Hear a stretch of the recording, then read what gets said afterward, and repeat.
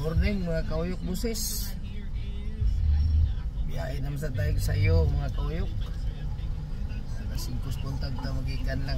Na kaya sa iyo kaya di na makita antong layo atong lakaw. Tulo ka oras lang. Alas 5 puntag ta sa biyahe nagpatubil ta dire mga kauyok busis. Biyahe na naman. Trabaho na naman. Panon tani atong mga meeting atong mayor manaog na rong June 30 man sila mapalaran nga ma-re-elect sila hindi man nitang mag-koleksyon mga kauyok boses nitang mag-koleksyon yun